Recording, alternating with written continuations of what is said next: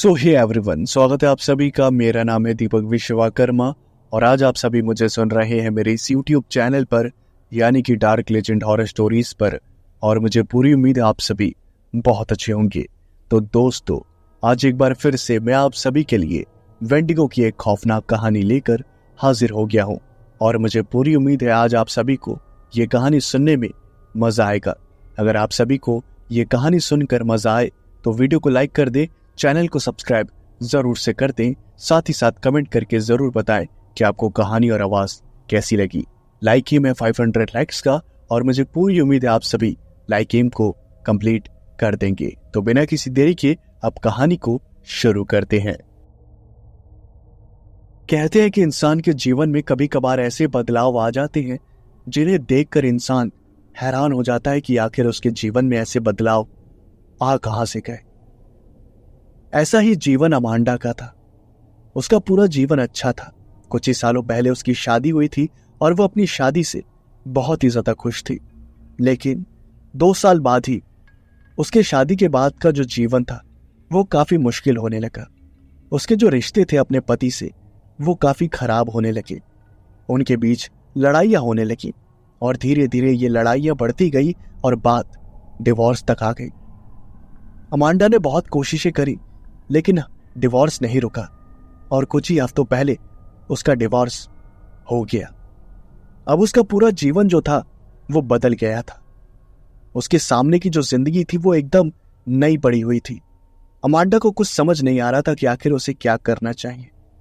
उसके पास ना ही ज्यादा पैसे थे और ना ही ज्यादा हिम्मत, क्योंकि सारी हिम्मत तो वो खो ही चुकी थी। लेकिन जो थोड़ी बहुत हिम्मत उसके अंदर बची थी उसे समेटकर उसने फैसला किया कि वो अपने जीवन को एक नई तरीके से शुरू करेगी। लेकिन कहते हैं ना, हर चीज पैसे से होती है आजकल। अमांडा एक बहुत ही खराब फाइनेंशियल कंडीशन से गुजर रही थी और धीरे धीरे उसका जो जीवन था वो मुश्किल होता जा रहा था बिना पैसों के। लेकिन अमांडा को एक बात पता थी कि अगर उसने जल्द ही कुछ नहीं किया तब उसका जीवन और भी ज्यादा मुश्किल हो जाएगा। इसलिए उसने समय रहते अपने आप को संभाला और एक जॉब की तलाश करी। जब उसे जॉब मिल गई तब उसने काफी मेहनत करी और दिन रात मेहनत करने के बाद वो थोड़ी सी फाइनेंशियल रूप से स्टेबल हो गई। उसके बाद उसने फैसला किया कि वो एक बजट बनाकर घर खरीदेगी। उसने पहले तो अपना एक कम बजट बनाया। उसके दिमाग में यही था कि वो पहले एक छोटा मोटा घर खरीद ले, उसके बाद जब उसके पास ज्यादा पैसे हो जाए तब वो एक बड़ा घर खरीदेगी।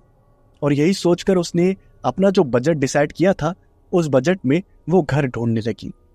लेकिन उसका बजट बहुत ही ज्यादा कम था, जिसकी वजह से उसे कोई अच्छा घर नहीं मिल रहा था।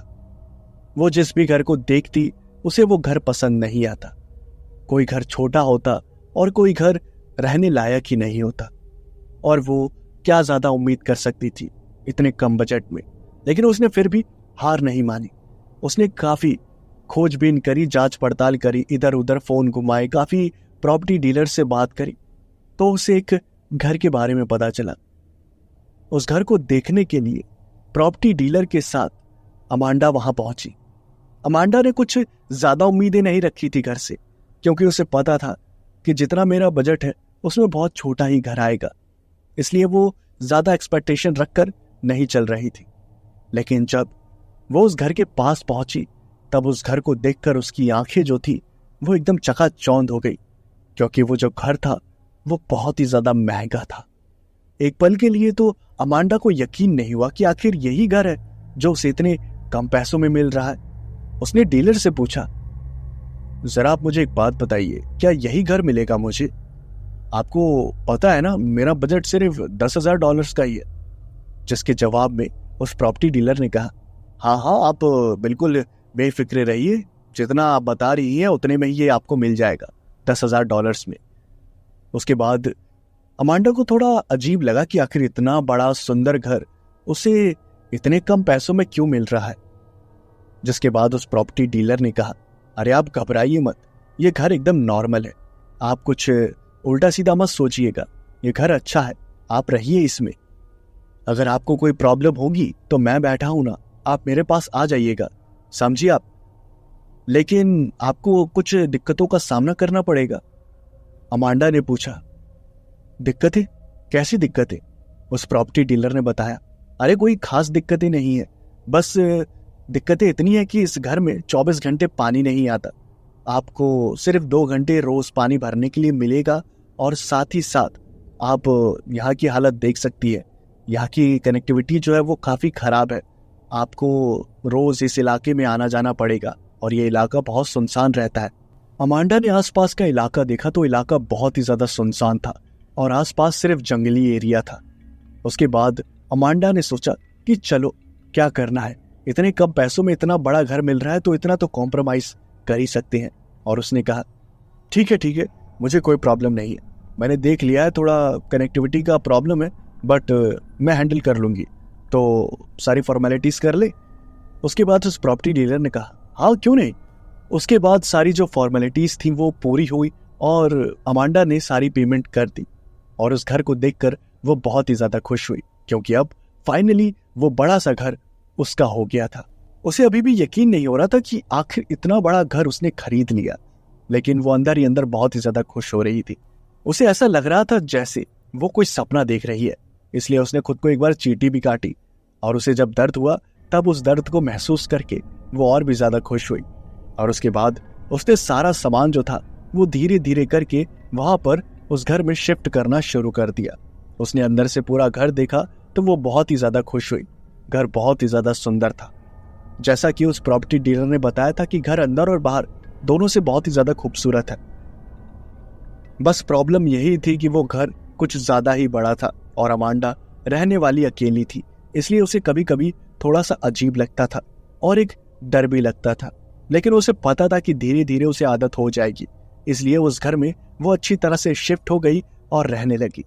अब उसे अपने आगे का जो जीवन था वो एकदम अच्छा नजर आ रहा था। उसे पूरा यकीन हो गया था कि अब उसके पास जॉब है, उसके पास घर है, अब उसे किसी की जरूरत नहीं है। अब वो अपने आगे की जिंदगी एक नए सिरे से शुरू करके अच्छे से जिएगी। और यही बातें सोच सोच कर अमांडा बहुत ही ज्यादा खुश हो रही थी। लेकिन कहते हैं ना, इंसान को अपनी खुशियों पर ज्यादा खुश नहीं होना चाहिए, क्योंकि कभी कभार ऐसा होता है कि हमारी खुशियों को हमारी खुद की नजर लग जाती है। एक शाम बहुत ही ज्यादा मौसम खराब था, आसमान में बिजली चमक रही थी और बारिश बहुत तेज हो रही थी। अमांडा घर में बैठी हुई थी और टीवी देख रही थी और अपना क्वालिटी टाइम स्पेंड कर रही थी। तभी अचानक से उसके घर को किसी ने बहुत जोर से खटखटाया और अमांडा जो थी वो बहुत ही ज्यादा घबरा गई। अमांडा ने आवाज लगाई, कौन है? बाहर से एक लड़की की आवाज आई और उस लड़की ने कहा, मेरी मदद करो, मेरी मदद करो, मेरे पीछे एक साइको किलर पड़ा है, मेरी मदद करो। जब अमांडा ने ये बात सुनी तब वो दरवाजे के पास गई। उसने की होल से झांक कर देखा तो एक लड़की पूरी भीगी हुई काफी परेशान लग रही थी।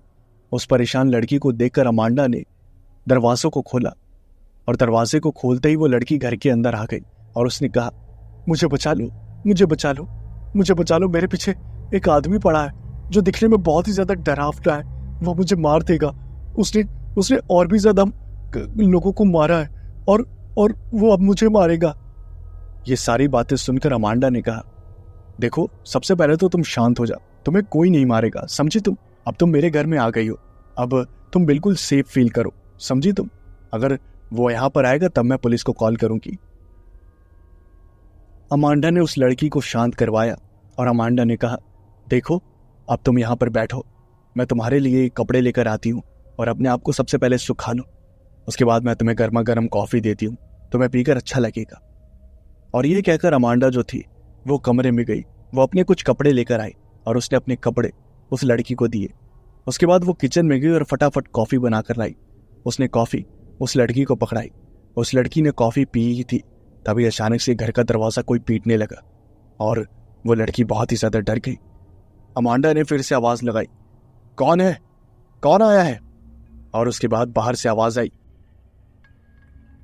क्या कोई यहाँ पर लड़की आई है? इस आवाज को सुनकर अमांडा भी बहुत ज्यादा घबरा गई और उसने कहा, नहीं कोई लड़की नहीं आई है, तुम चले जाओ यहां से। उसके बाद बाहर से फिर से आवाज आई, ठीक है, मैं जाता हूँ, लेकिन याद रखना अगर तुम झूठ बोल रही होगी तो अच्छा नहीं होगा। उस लड़की ने घबराई हुई आवाज में कहा, देखा देखा, कितना ज्यादा डरावना है ये। इसने मेरी आंखों के सामने 3-4 लोगों को मार दिया और मैंने वो सब देख लिया। तब से वो मेरे पीछे पड़ा है और वो मुझे भी मार देगा। प्लीज मुझे बचा लो, प्लीज, मैं मरना नहीं चाहती, प्लीज मुझे बचा लो। अमांडा को समझ आ गया कि मामला बहुत ही ज्यादा सीरियस है, इसलिए उसने अपना फोन उठाया और तुरंत पुलिस स्टेशन में कॉल किया। जैसे ही उसने पुलिस स्टेशन में कॉल किया तो तुरंत एक पुलिस ऑफिसर ने उसका कॉल पिकअप किया और अमांडा ने कहा, hello hello police station, actually मुझे आपकी एक हेल्प चाहिए। अभी मेरे पास एक लड़की भागती हुई आई है। वो कह रही है कि उसके पीछे एक साइको किलर पड़ा हुआ है और वो बहुत ही ज्यादा खतरनाक है। मैं आपको अपना एड्रेस बताती हूँ, प्लीज आप यहाँ पर आ जाइए। उसके बाद सामने से आवाज आई, जी जरूर, आप मुझे अपना एड्रेस बताइए। अमांडा ने अपने घर का एड्रेस बताया। उसके बाद उस पुलिस वाले ने कहा, आप घबराइए मत, हमारा एक पुलिस ऑफिसर आपके ही इलाके में पेट्रोलिंग कर रहा है। हम अभी उसे इन्फॉर्म कर देते हैं और वो जितना जल्दी हो सकेगा आपके घर पहुंच जाएगा। आप बिल्कुल भी घबराइएगा मत और अपने घर के दरवाजों को बंद रखिएगा, समझिए आप। उसके बाद अमांडा ने कहा, जी जी बिल्कुल। अमांडा ने कॉल को कट किया। उसके बाद उसने उस लड़की को देखा तो वो पूरा ऊपर से नीचे तक पसीने से भीगी हुई थी। और एक बार फिर से अमांडा ने उसे शांत करते हुए कहा, देखो, तुम सबसे पहले अपना नाम बताओ, तुम अपना नाम बताओ और शांत हो जाओ। मैंने पुलिस स्टेशन में कॉल किया ना, उन्होंने कहा कि यहीं आसपास एक पुलिस ऑफिसर है और वह हमारी मदद करने के लिए अभी आ रहा है, तो तुम्हें घबराने की जरूरत नहीं है। उसके बाद उस लड़की ने कहा, मेरा नाम स्टेसी है और मुझे बस बचा लो, मैं मरना नहीं चाहती, मुझे बचा लो। वो आदमी बहुत ही ज्यादा खतरनाक है, उसके पास एक बहुत ही भयानक कुल्हाड़ी है और उसी कुल्हाड़ी से उसने मेरे सामने 4 लोगों को मार दिया, मुझे बचा लो। उस लड़की की जो मानसिक हालत थी वो धीरे धीरे बिगड़ती जा रही थी, जिससे साफ पता चल रहा था कि उसने बहुत ही ज्यादा भयानक चीजों को देखा है। अमांडा ने स्टेसी का मन बहलाने के लिए इधर उधर की बातें करना शुरू कर दिया और तकरीबन 5 मिनट बाद उसके घर का दरवाजा फिर से किसी ने खटखटाया। अमांडा ने वहीं बैठे बैठे आवाज लगाई, जी कौन है, अपना नाम बताओ। और उसके बाद बाहर से आवाज आई, जी मैं इंस्पेक्टर जॉर्ज बोल रहा हूँ और मुझे पुलिस स्टेशन से इंफॉर्मेशन मिली है कि इस घर के आसपास कोई साइको किलर घूम रहा है और यहाँ पर एक लड़की है जिसे जान का खतरा है, तो उसी सिलसिले में मैं यहाँ पर आया हूँ, आप दरवाजा खोलिए। अमांडा ने गहरी सांस ली और उसके बाद वो दरवाजे के पास धीरे धीरे चलती हुई आई। उसने की होल से झांक कर देखा, तब उसकी जान में जान आई, क्योंकि बाहर सच में पुलिस वाला ही था। उस पुलिस वाले को देखकर उसने दरवाजे को खोला और वह पुलिस वाला घर के अंदर आया। उसने पूछा, तो बताइए, वो साइको किलर दिखता कैसा था और वो गया कहाँ पर? वो बहुत ही ज्यादा अजीब और डरावना दिखता है, उसका शरीर बहुत ही ज्यादा पतला है और उसे देखकर एकदम घिन सी आती है। उस पुलिस वाले ने जब ये सब सुना तब उसने कहा, सबसे पहले तो आप शांत हो जाइए, आप अपने दिमाग को शांत करिए। वो तो मैं भी समझता हूं कि कोई भी साइको किलर अच्छा नहीं दिखता, लेकिन अगर आप लॉजिकली उसका होलिया बताएंगी तभी मैं कुछ कर पाऊंगा। और आप घबराइए मत, सबसे पहले मैं आ गया हूं ना, अब आपको बिल्कुल भी घबराने की जरूरत नहीं है। अमांडा ने स्टेसी के कंधे पर हाथ रखा और अमांडा ने कहा, सुनो, तुम्हें कमजोर पड़ने की कोई जरूरत नहीं है, समझी तुम? मैं हूं ना यहाँ पर, मैं तुम्हारे साथ हूं, तुम्हें कुछ भी नहीं होने दूंगी। तुम उस आदमी का बस होलिया बताओ कि आखिर वो दिखता कैसा है। स्टेसी ने घबराई हुई आवाज में कहा, वो बहुत बहुत ज्यादा डरावना और भयानक दिखता है, उसकी हाइट बहुत लंबी है, वो वो वो वो वैसा दिखता है। और ये कहकर उस लड़की ने जोर से चिल्लाया और वो वहीं बेहोश हो गई। उस पुलिस वाले ने जब खिड़की पर देखा तो वो जो आदमी था वो अपने हाथों में कुल्हाड़ी लिए वहीं खिड़की पर खड़ा था और उसके चेहरे पर एक डरावनी सी मुस्कुराहट थी। उस आदमी को देखकर उस पुलिस इंस्पेक्टर ने अपनी बंदूक निकाली और उस पुलिस इंस्पेक्टर ने कहा, जितना जल्दी हो सके अपने हाथों को आसमान में उठाओ और इस हथियार को फेंक दो, वरना मेरी गोली सीधा तुम्हारी छाती को चीरती हुई निकलेगी। अमांडा ने स्टेसी को संभाला। वो स्टेसी को घसीटती हुई जैसे तैसे अंदर ले गई और वह पुलिस इंस्पेक्टर एकदम चौकन्ना था, क्योंकि उसे भी पता था कि कभी भी कुछ भी हो सकता है। उस पुलिस इंस्पेक्टर का जो गन पॉइंट था वो उस सीरियल किलर की तरफ था और वो सीरियल किलर बिल्कुल भी हिल डुल नहीं रहा था। समय पाते ही उस पुलिस इंस्पेक्टर ने पुलिस स्टेशन में कॉल किया और उस पुलिस इंस्पेक्टर ने कहा, हेलो, मैं बोल रहा हूँ इंस्पेक्टर जॉर्ज, जितना जल्दी हो सके ये जो रिसेंट केस चल रहा है सीरियल किलर वाला, तुरंत उस लोकेशन पर पहुंचो, समझे? और उसके बाद ये कहकर जॉर्ज ने कॉल को रख दिया और उसे पता था कि 5 मिनट में ही उसके साथी ऑफिसर वहां पर आ जाएंगे, इसलिए उसे 5 मिनट तक उस साइको किलर को संभाल कर रखना है।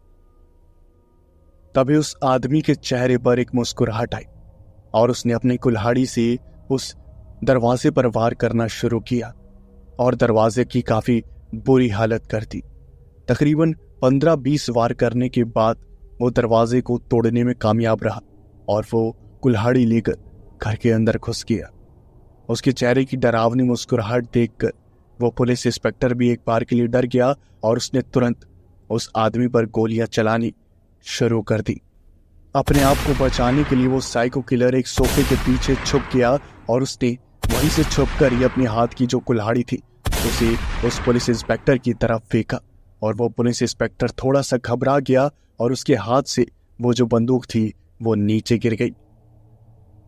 और मौके का फायदा उठाकर उस सीरियल किलर ने पुलिस इंस्पेक्टर पर हमला कर दिया और उनके बीच हाथापाई शुरू हो गई और स्टेसी और अमांडा जो थे वो अपने आप को कमरे में लॉक करके ऊपर वाले से यही प्रार्थना कर रहे थे कि सब कुछ जल्दी से जल्दी ठीक हो जाए और वो साइको किलर या तो मारा जाए या तो पकड़ा जाए।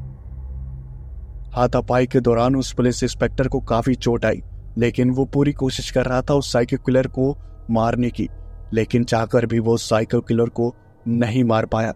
उसके बाद न जाने कहां से उसके हाथ में, उस साइको किलर के हाथ में वो जो कुल्हाड़ी थी वो आ गई और वो उस कुल्हाड़ी से उस पुलिस इंस्पेक्टर के 2 टुकड़े करने ही वाला था, तभी अचानक से पीछे से बाकी के जो पुलिस ऑफिसर्स थे वो पहुंच गए। उन्होंने फायरिंग शुरू कर दी और उस फायरिंग से बचते हुए वो जो सीरियल किलर था वो वहां से भाग निकला। जितने भी पुलिस ऑफिसर्स वहां पर आए उन्होंने उस जॉर्ज को संभाला और जॉर्ज ने कहा, जितना जल्दी हो सके उस साइको किलर को पकड़ो, अगर वो ऐसे ही खुला घूमता रहा न जाने कितने लोगों को मारेगा। मुझे छोड़ो, मैं ठीक हूं, लेकिन उसे पकड़ो।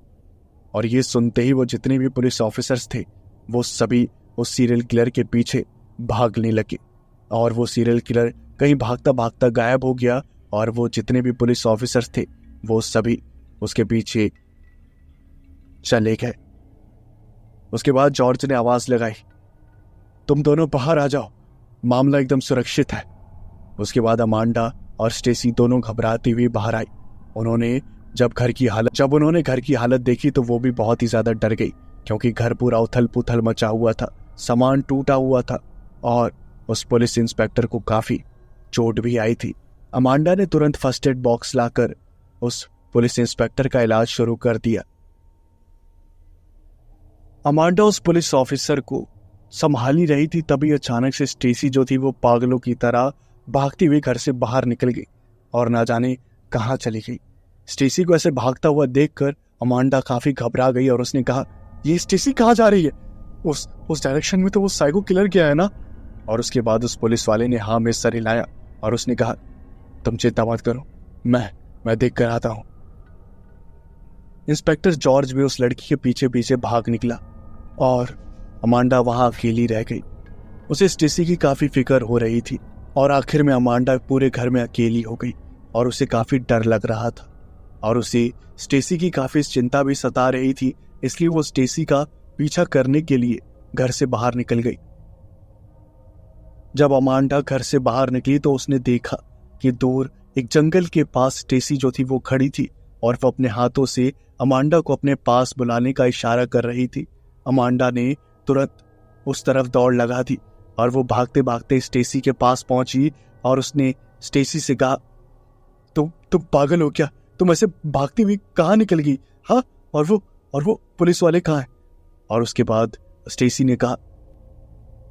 ने कहा एक बहुत ही बड़ी गड़बड़ हो गई है। वो सभी पुलिस वाले और वो साइको किलर आमने सामने हो गए हैं और कुछ भी हो सकता है। चलो हम उन पुलिस वालों की मदद करेंगे ताकि वो उस साइको किलर को आसानी से मार दे। हमें भी कुछ करना चाहिए। वो अकेले पता नहीं उसका सामना कर पाएंगे या नहीं कर पाएंगे। अमांडा ने कहा, हमें कोई जरूरत नहीं है वहां जाने की, समझी तुम? वहां जाना एकदम बेकार है। वो पुलिस वाले हैं, वो अच्छी तरह से ट्रेंड है, समझी तुम? इसलिए घबराओ मत। लेकिन स्टेसी ने एक भी बात नहीं सुनी और वो अमांडा को लेकर जंगल के अंदर घुस गई। अमांडा ने काफी मना किया लेकिन स्टेसी जो थी वो मान ही नहीं रही थी। वो अमांडा का हाथ पकड़कर उसे जंगल में खींचे ले जा रही थी और तभी जंगल के बीचों बीच अमांडा ने देखा कि वहां सारे पुलिस वाले खड़े थे और दूसरी तरफ वही साइको किलर अपने हाथ में कुल्हाड़ी लिए हंसता हुआ खड़ा था। ऑफिसर जॉर्ज ने कहा, सुनो मेरी बात, अपने आप को कानून के हवाले कर दो वरना अच्छा नहीं होगा, समझे तुम? उस साइको किलर ने इस बात का कोई जवाब नहीं दिया और वो स्टेसी की तरफ देखने लगा। वो स्टेसी की तरफ देखकर हंसने लगा। उस साइको किलर को ऐसे हंसता हुआ देखकर वो पुलिस वाले भी हैरान थे और अमांडा तो हैरान थी ही। उसके बाद उन पुलिस वालों ने कहा, क्या तुझे अपनी जिंदगी से प्यार नहीं है? अगर है तो इस कुल्हाड़ी को तुरंत जमीन पर फेंक दे वरना मैं तुझे गोलियों से छलनी कर दूंगा, समझा तू?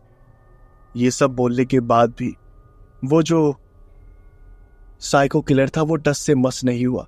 उसने उस कुल्हाड़ी को नहीं फेंका और वो वहीं पर ढीठों की तरह खड़ा रहा और स्टेसी को देखकर हंसता रहा। और तभी स्टेसी ने पागलों की तरह हंसना चालू कर दिया और उसके बाद उस साइको किलर ने कहा, तुम लोगों को बेवकूफ बनाना कितना ज्यादा आसान है। मुझे बहुत ही ज्यादा भूख लग रही थी और मेरा मन था कि मैं ढेर सारे इंसानों का मांस खाऊं, लेकिन इस वक्त यहाँ पर कोई आता जाता नहीं है और पास वाले घर में ये मोहतरमा शिफ्ट हुई है, लेकिन इस अकेली को खाकर मेरा पेट नहीं भरता। इसलिए मैंने और स्टेसी ने प्लान बनाया कि हम पुलिस वालों को यहीं बुलाएंगे और साथ ही साथ अमांडा को भी खा लेंगे। ये कहकर वो साइको किलर हंसने लगा और हर कोई स्टेसी की तरफ देखने लगा। तभी स्टेसी ने अपनी गर्दन खुद ही तोड़ दी और धीरे धीरे वो पागल होने लगी। उसके शरीर में एक अजीब से बदलाव होने लगी और उसका शरीर देखते देखते बहुत ही ज्यादा पतला हो गया और उसने अपने मुंह से एक आवाज निकाली और वो आवाज थी एक आदमखोर वेंडिगो की, यानी कि स्टेसी सिर्फ चाल चल रही थी। ये जो कुछ भी था उसका अमांडा से मदद मांगना और पुलिस वालों को घर पे बुलाना और भागते हुए जंगल में आना, ये सब एक चाल का हिस्सा था। और ये सारी चाल ना ही पुलिस वाले समझ पाए ना ही अमांडा। और वो साइको किलर भी ये सब देखकर हंसने लगा और उसने भी अपना असली रूप लिया। उसका शरीर भी बहुत ही ज्यादा पतला हो गया और उसके मुंह से एकदम खून टपकने लगा लार की तरह। इंस्पेक्टर जॉर्ज ने कहा, सभी पुलिस वालों ने उन दोनों के ऊपर गोलियां चलानी शुरू कर दी, लेकिन उन्हें पता नहीं था कि उन्होंने वहां जाकर ही सबसे बड़ी गलती करी, क्योंकि गोलियों का असर तो ना ही उस आदमखोर वेंडिगो पर होने वाला था ना ही उस आदमखोर स्टेसी पर। उन दोनों आदमखोरों ने पागलों की तरह सभी पुलिस वालों पर अमांडा पर हमला कर दिया और वो पुलिस वाले सिर्फ गोलियां चलाते रह गए और उनके पास कोई रास्ता नहीं था अपने आप को बचाने का।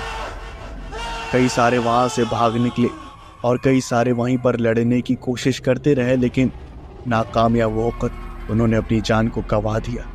और जो भागने की कोशिश कर रहे थे उन्हें उन आदमखोरों ने पकड़ लिया और उन्हें भी मार दिया।